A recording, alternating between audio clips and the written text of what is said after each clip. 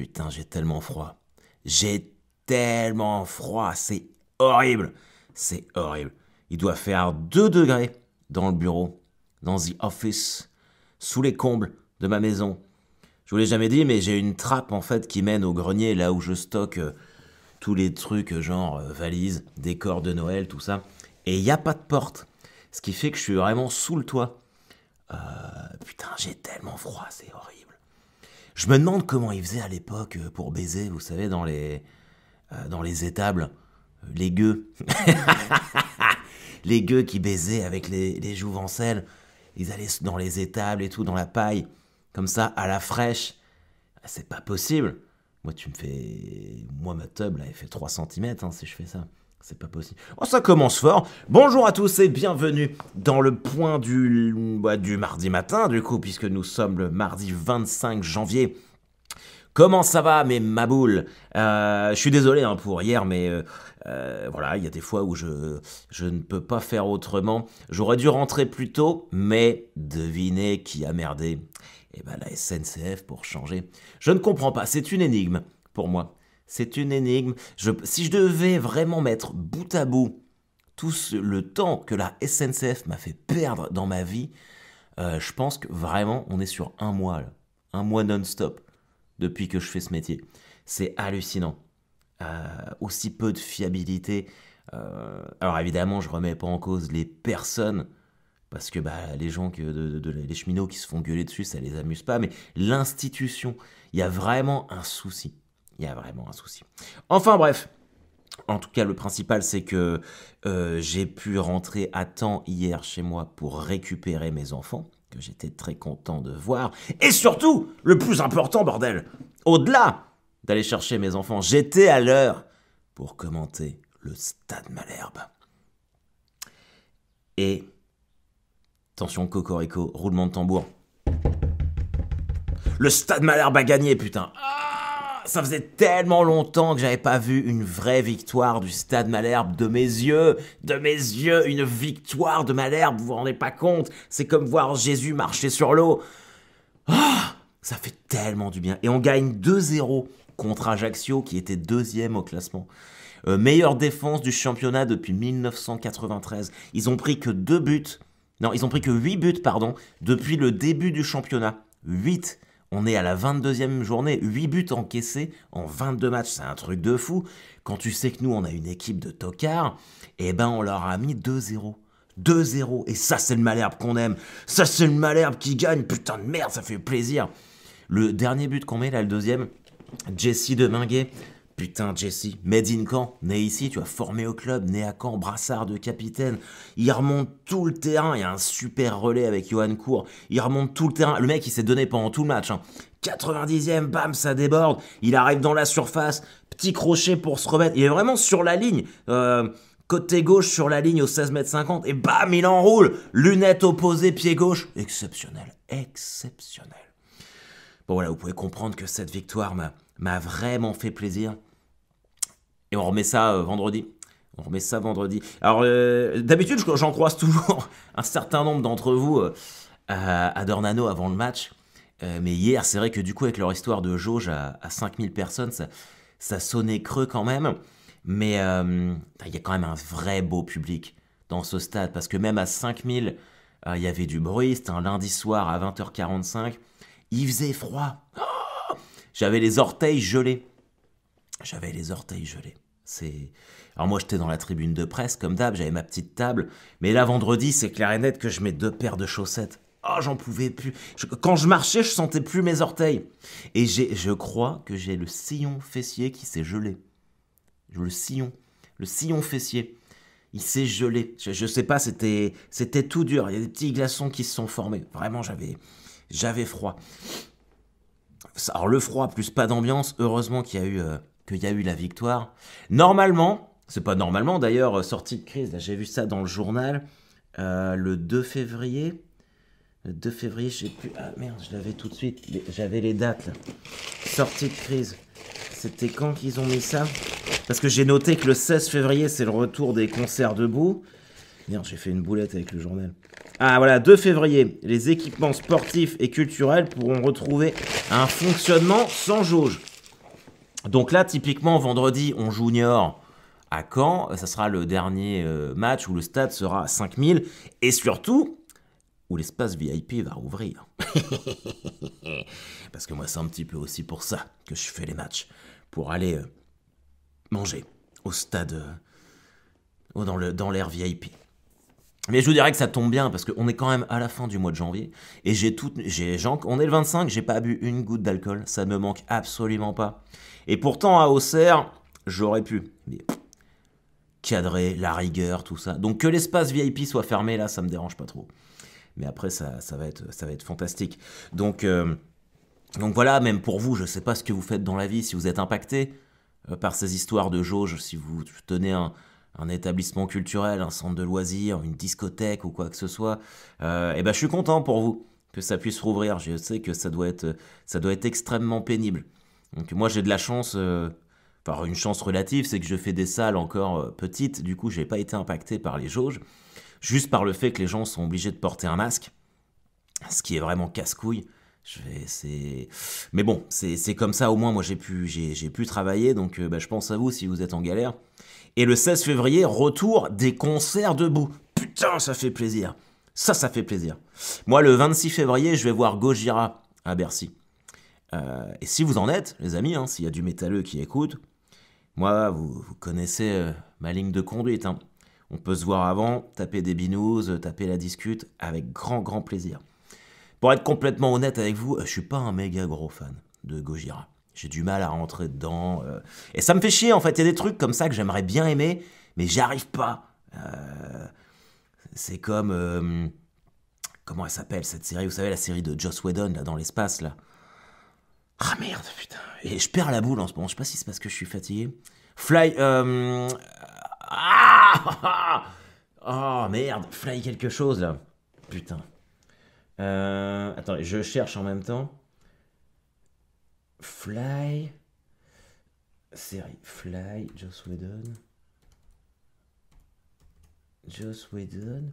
Je suis sûr que vous êtes. Mais Harold, c'est machin truc, c'est machin truc. Firefly, putain. Wouh ah, Firefly. Firefly, j'adorerais. En fait, c'est Joss Whedon, c'est celui qui a fait Buffy contre les vampires.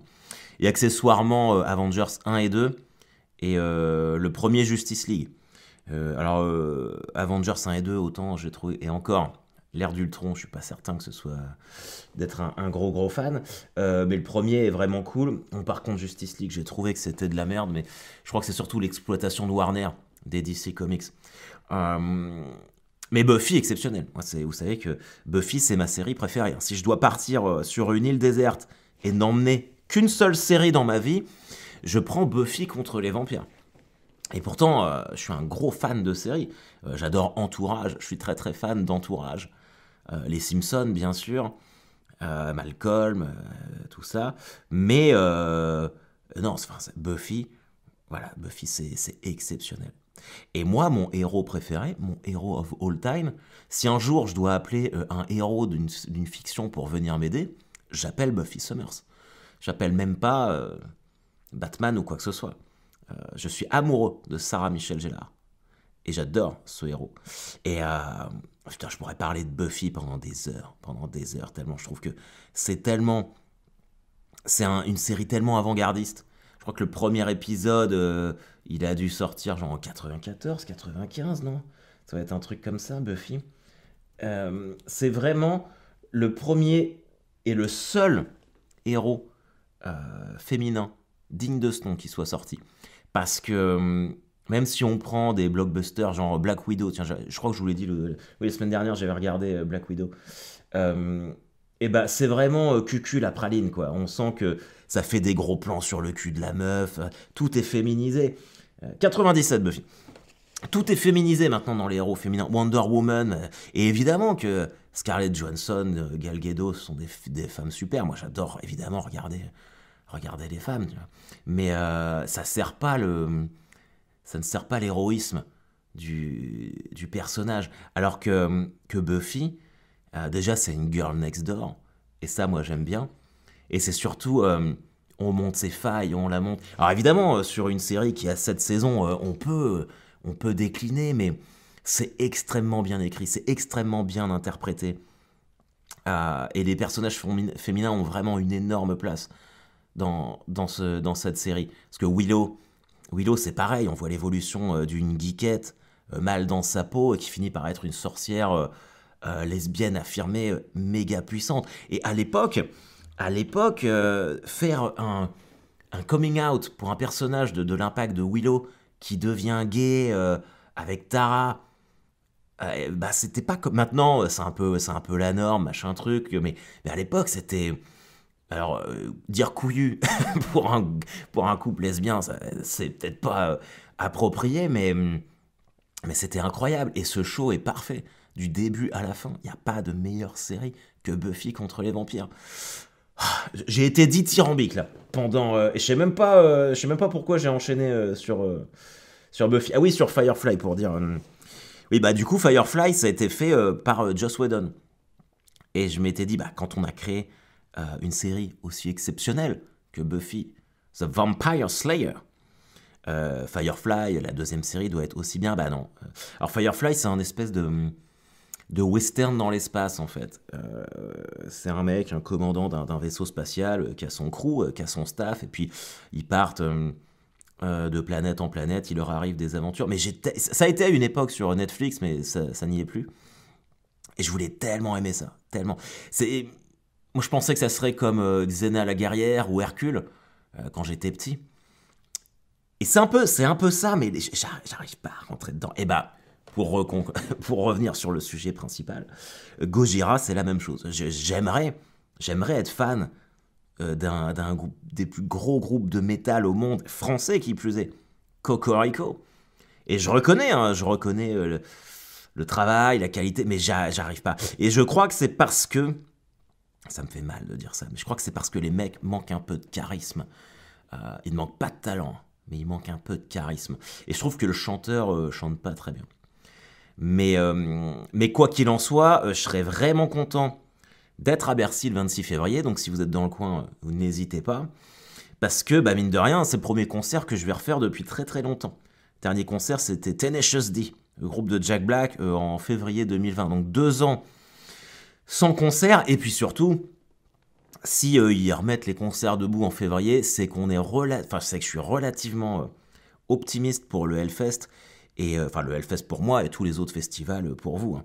Soit à Beauregard, les Vieilles Charrues, là où vous allez vous éclater. Normalement, je pense, les amis, qu'on devrait pouvoir pogoter et se faire quelques concerts en plein air. Et on l'aura bien mérité. On l'aura tous bien mérité.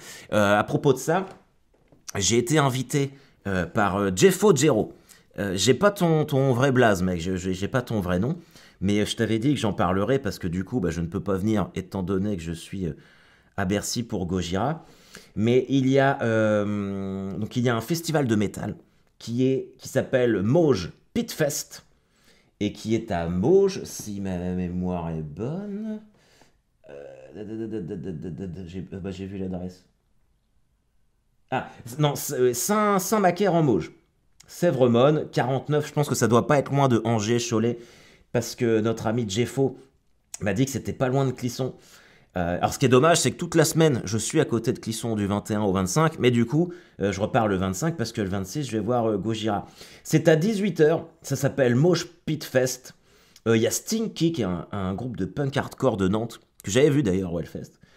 Happy on the Road, Angers, des groupes de Fontenay-le-Comte, Mobata, Death Quest, qui est du Mans, Offensive, qui est de Montaigu, Montaigu, ouais, et Humanimal, de Bouguenais. Voilà, et bah, si vous êtes dans le coin, bar et restauration sur place, ça peut être vraiment sympa. Prévente 17€, sur place 20€. Évidemment, enfin j'imagine c'est pas marqué, mais passe vaccinal exigé, probablement.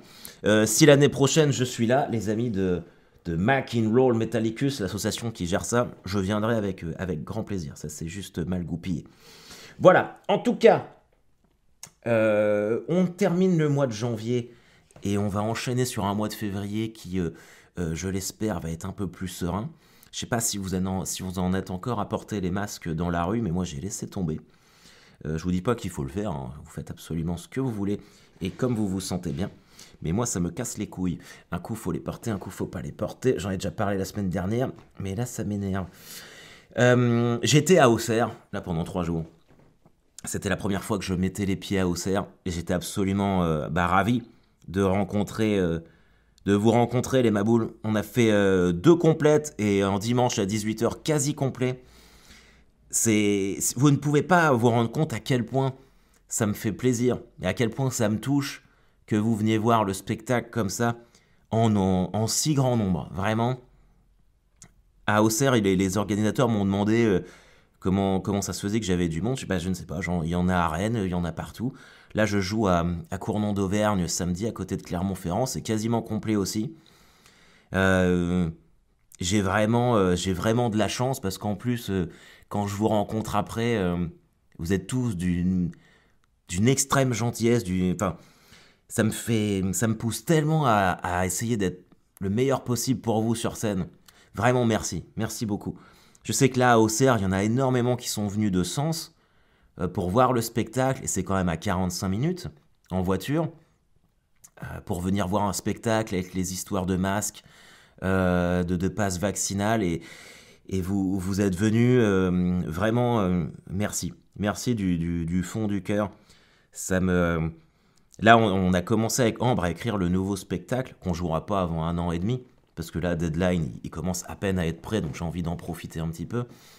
Mais le fait que vous veniez, je me dis que j'ai absolument pas envie de perdre ça, parce que j'aime beaucoup ce que je fais et d'être soutenu par vous, donc je veux vraiment me montrer à la hauteur et pouvoir enchaîner tout un tas de projets qui, je l'espère, vous feront plaisir et vous amuseront autant qu'à moi. Donc vraiment, voilà. Et j'aime bien citer des gens, donc évidemment, je cite Jérôme et toute l'équipe du Festival Sens de l'Humour, qui a fait le déplacement pour venir voir le spectacle et qui en a bien fait la promotion, merci beaucoup. Et puis une petite pensée pour Edgar Lafolie. Edgar Lafolie, qui a 17 ans, qui habite à Auxerre et qui est venu voir Deadline samedi soir. On s'est croisé en sortant des toilettes, et j'ai eu tous tes messages, parce que je sais que t'écoutes le pauvre cast, pas le point du lundi matin, et que t'es un vrai maboule. Merci mec pour tous tes jolis compliments. Je suis vraiment content que le spectacle t'ait plu. Je suis content que le point du lundi matin te fasse passer un bon moment chaque semaine. Sache que c'est vraiment pour des maboules comme toi que je le fais. Donc tant qu'il y aura des gens comme toi qui viendront me voir et qui me diront que ce que je fais, ça leur plaît, je serai toujours là pour vous. Donc voilà, et c'était tellement cool au CERF qu'on a rajouté des dates en octobre. Parce que évidemment, avec le Covid, il y a eu beaucoup d'annulations de personnes qui n'ont pas pu venir. Et malgré tout, on a réussi sans aucun problème, à revendre les places et à ce que ça soit complet. Donc il y a quand même des gens frustrés qui n'ont pas pu venir à cause de cette histoire de Covid. Et nous, moi je vous l'ai déjà dit, on laisse personne sur la route. Donc je reviens pour que tout le monde soit satisfait. Et bordel, j'ai croisé Giroud à Auxerre. Putain, c'est un truc de ouf ça. C'est un truc de ouf, les amis. Ah là là, je me suis promené sur le marché auxerrois samedi matin, parce que moi j'adore visiter les villes. Je suis pas partie de ces nombreux humoristes qui restent cloîtrés dans leurs hôtels quand ils sont en tournée. Moi, je me lève, j'ai visité la ville, j'aime bien ça. Et j'étais là dans le petit marché auxerrois. C'est pas une très très grande ville, Auxerre. Et puis j'entends une voix que je reconnais. Je la connais cette voix. Et je me retourne près d'un stand où ils vendaient des gaufres. Et putain, je vois Giroud. Bonnet, le petit masque, et il commandait une gaufre. Et il a une voix quand même vachement particulière, Giroud. Surtout quand t'es fan de foot comme moi. Et j'étais avec Mathilde, donc, qui m'hébergeait, qui est la propriétaire de la scène des quais là où j'ai joué. Et moi, timide, je fais putain, c'est Giroud. Elle me fait bah ouais, Guy, il est souvent sur le marché, il habite à Auxerre. Je suis oh là là, mais je voudrais trop aller le voir, moi je voudrais aller le rencontrer. Mais bon, j'osais pas. C'est là où quand vous m'envoyez des messages pour dire que vous n'avez pas osé venir me voir, moi je suis pas Giroud, hein, donc vous pouvez largement venir me voir. Et du coup, Mathilde m'a emmené, elle fait bah viens, on va y aller. Et on va voir Giroud. Et donc vraiment, je m'attendais à ce qu'il m'envoie chier de ouf, parce qu'il a pas l'air facile. Et je lui dis, bah écoutez, Guy, j'ai écouté Guy, je suis un fan de foot, depuis que je suis petit, j'ai suivi votre travail à la JOCR et franchement, vous êtes une légende du football français. Et j'aimerais vraiment beaucoup faire une photo avec vous, ce serait un honneur, quoi. Et je pensais tellement qu'il allait me dire non. Il m'a dit oui, oui, pas de problème. Il fait, bah, par contre, je garde mon masque à cause du Covid et tout, parce que j'ai peur de l'attraper. 83 ans, Guy, quand même. 83 ans. Et donc, il a gardé le masque. Et je lui ai dit, bah, vous savez, moi, je suis fan du. Je suis canet, je suis fan du Stade Malherbe et tout. Faut pas hésiter à venir nous relancer, hein.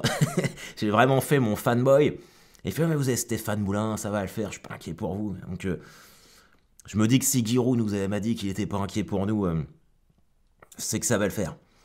C'était incroyable. Alors je sais que... Mais tout le monde connaît Giroud. Tout le monde... Enfin, Auxerre, c'est terrible pour eux parce que cette ville-là n'est connue que pour Giroud et ses tueurs en série. C'est un truc de fou. D'ailleurs, la maison dans laquelle j'étais hébergé, je me levais chaque matin face au foyer pour jeunes filles, là où Michel Fourniret a kidnappé une enfant. Donc je sortais de la maison, c'est là, c'est ici, que Michel Fourniret a kidnappé une enfant. Et ils ont une tradition de tueurs en série à Auxerre, c'est un truc de ma boule. C'est un truc de ma boule. Et ils font du naturisme au stade nautique. Alors j'ai fait un set spécial Auxerre là-bas. Je l'ai filmé. C'était rigolo, du coup, je vais le remettre en ligne pour ceux qui veulent regarder, mais c'est surtout pour les maboules d'Auxerre pour qu'ils l'aient, s'ils veulent le re-regarder, parce qu'il y a des trucs qu'il n'y a que eux qui comprendront, mais je vais le mettre pour vous si ça vous intéresse. Mais le naturisme à Auxerre, c'est quand même quelque chose. Voilà. Sinon, je voudrais... je regardais les infos ce matin, et putain... Oh la vache, on est quand même pas aidé, hein. Pour ça, là, j'avais envie de faire un point du lundi matin good vibe, parce que je me dis que là, ils disent que Omicron, a priori, on est sur une fin de pandémie en Europe, et il y a une petite guerre là qui nous pend au bout du nez avec la possible invasion de l'Ukraine par la Russie. Et il y a un moment, je regardais ça avec mon café dans la main gauche et mon chat en dessous du bras droit. Il n'y a pas un moment où on va nous laisser tranquille, on va savourer la vie. Et là, je vois tout le monde est chaud, là.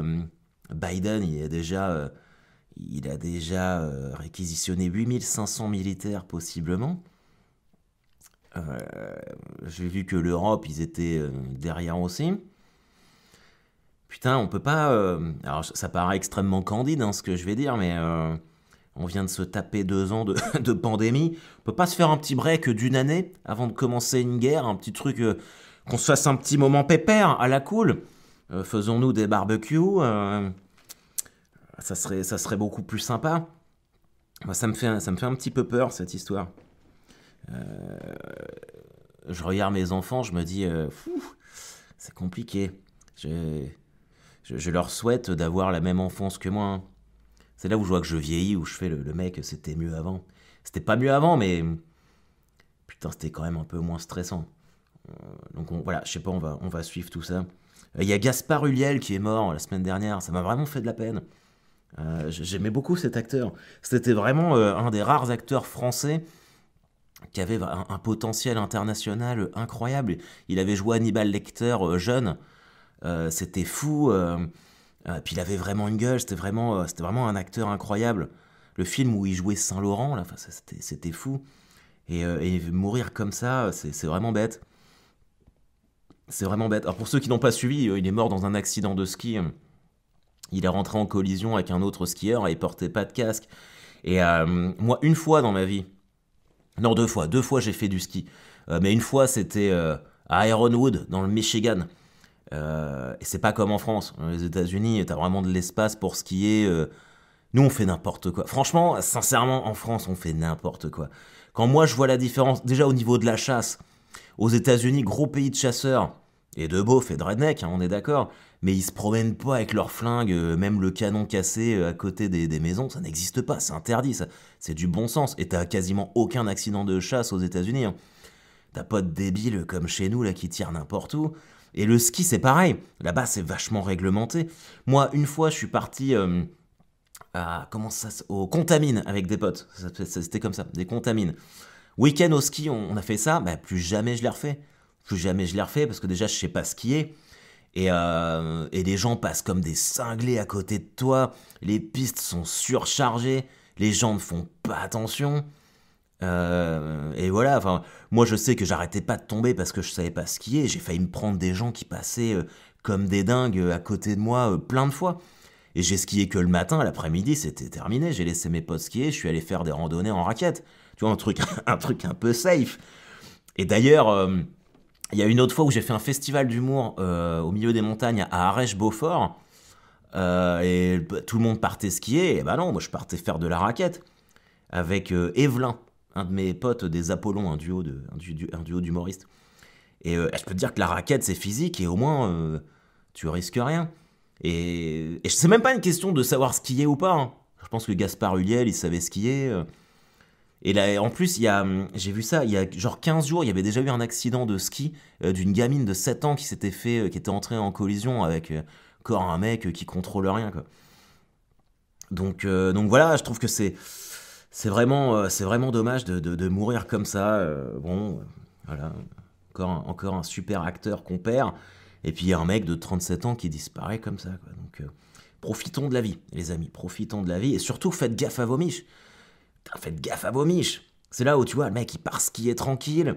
Et je pense pas que le matin, quand il a mis ses moon boots, il s'est dit putain, ça va être ma dernière journée. Donc faites attention à vous. Pour finir sur une note beaucoup plus... ouais, je déblatère pas mal, là. 27 minutes. Pour finir sur une note beaucoup plus enthousiaste, le Red Star, si vous êtes en Seine-Saint-Denis, le club du Red Star cherche son speaker pour les matchs de foot. Red Star, c'est du national, hein, il me semble. Donc ils font un casting ouvert aux professionnels et aux non-professionnels. Donc si vous voulez aller ambiancer la Red Star, n'hésitez pas. Et je voudrais faire... je vais terminer là-dessus. Je voudrais pas vous encourager parce que vous faites ce que vous voulez, mais je regarde une série sur Netflix qui me fait... Alors c'est pas dingue, clairement c'est pas la série de l'année, mais ça me fait vraiment marrer. Ça s'appelle The Crew. The Crew. C-R-E-W. The Crew. Avec Kevin James, qui est un humoriste américain un peu fat. Et ça raconte l'histoire d'une équipe de NASCAR. Donc vous savez, NASCAR, ce sont ces courses automobiles. Je pense pas qu'il y en ait en Europe, je suis pas certain. Mais ou des bagnoles, enfin c'est de la course automobile avec des bagnoles un peu particulières. Et donc ça raconte l'histoire d'un staff en fait qui a un conducteur leur conducteur il est tout claqué. Et en fait le patron de l'écurie prend sa retraite et c'est sa fille qui prend la relève et qui change un peu tout dans l'équipe. Et ça m'a fait ma semaine à Auxerre. J'ai binge-watché la série. Il m'en reste 2. Il y a 10 épisodes, il en reste 2. Et ça m'a fait passer un très bon moment. C'est fait par... Il me semble que c'est fait par ceux qui ont fait The Ranch, aussi sur Netflix, avec Ashton Kutcher, là, quand c'est un quarterback qui est banni de la ligue et il revient dans le ranch de son père. Et ben c'est un peu le même niveau. C'est clairement pas une série qui va gagner un Golden Globe, mais en tout cas, ça fait passer un bon moment, et c'est bien le principal. En tout cas, mes maboules, les dates de la semaine, je serai samedi à la Baie des Singes à Cournon d'Auvergne. C'est à côté de Clermont-Ferrand. C'est 120 places, il y a déjà plus de 90 résas. Donc, on sera pas loin d'être complet. Mais si vous, mes maboules, à travers la France, la Belgique, la Suisse, partout où vous êtes, vous avez des amis, de la famille à Clermont-Ferrand, vous leur dites voilà, Harold Barbet se déplace samedi chez vous. Il faut aller voir Deadline, histoire qu'on continue d'être blindax et qu'on puisse montrer à tout le monde qu'il n'y a pas besoin de faire l'otarie chez Arthur le vendredi soir pour avoir du monde dans sa salle. Qu'on peut avoir une petite communauté qui nous suit, des gens extrêmement qualitatifs. Et ça me fait plaisir. Ah, je suis trop content que vous soyez là pour moi. Je vous souhaite une excellente semaine à tous. Couvrez-vous bien, il fait froid les amis. Et je vous dis à la semaine prochaine. Encore désolé pour les 24 heures de retard pour le point du lundi matin. Allez, kiffez bien. Bye bye.